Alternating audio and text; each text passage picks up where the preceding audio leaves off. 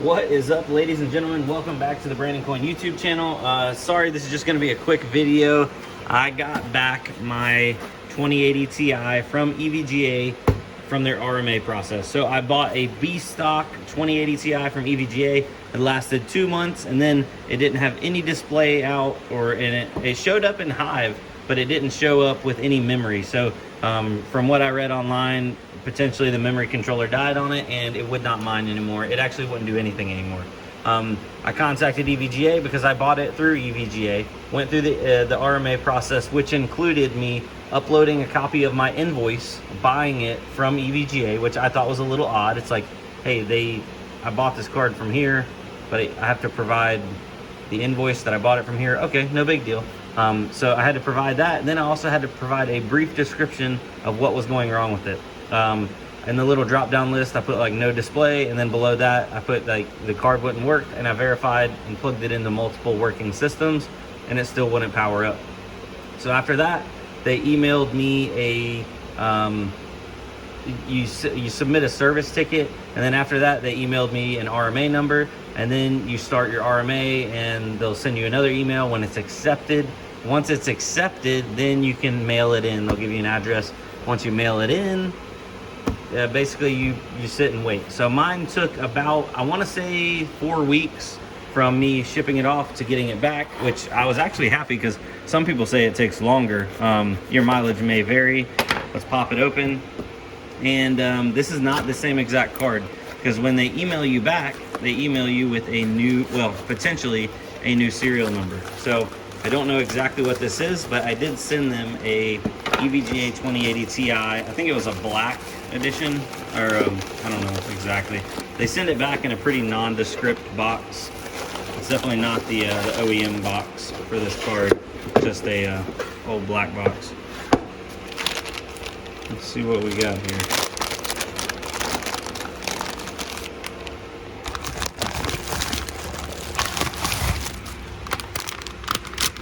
Okay, it is the, oh, hold on, bear with me. Boom. Okay, so they sent me back another EVGA 2080 Ti, like black edition, which is, from what I understand, basically like an entry level 2080 Ti. It's not a FTW, it's not an Ultra, but it is a 2080 Ti. So these bad boys do about 60 and some change mega hash on Ethereum at about 150 watts, give or take. Some people can get them tuned down to about 140, but this one always, for some reason, well, technically not this one because this is a new card, but my old one was about 150 watts. So they're fairly efficient. If you can get them for the right price, they're a pretty good buy. But yeah, hopefully this one lasts longer than 2 months. This one actually, the plastics are new on this one. The one I had got before was definitely used because the plastics were scratched on it, or at least, you know, something. I'd already checked, and the serial number on this one does not match up to the serial number on the other one. They actually emailed me back and said, okay, we're shipping you back, blah, blah, blah. They did not tell me what was wrong with my other card, unfortunately, but yeah, there's this one. Bam, wham, bam, thank you, ma'am. Let's throw it in a rig real quick and see what it's doing. All right, we got her up and running on this little test bench right here. Well, that's actually a Raptorium rig. And she's doing 60.47. We probably can squeeze a little bit out of it. It's running 75 on the fan, 100 on the core, 2200 on the memory. We'll turn that over to absolute core clock. This was just the top preset. 150 on the power limit, running at 149 watts. And if we check over here on the profitability calculator, that's right at almost $4 a day, but after power, $3, almost, we'll say 3.5 a day. So not too bad. Plug that in the old calculator.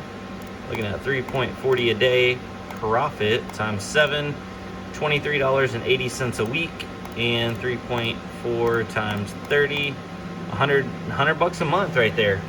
So that little bad boy is back to work. Gotta make that money.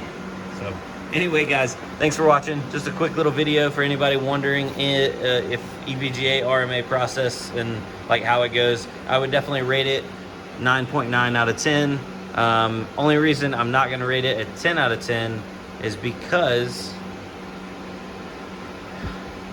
Actually, there's no reason. I mean, I guess it could have been faster, but like during COVID, or is COVID ever over, technically?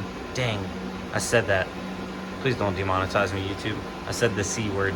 Anyway, yeah, 10 out of 10, definitely recommend. We'll definitely buy EVGA cards over other cards if I can get them at the right price. So anyway, with that being said, peace out. See you on the next one. Adios.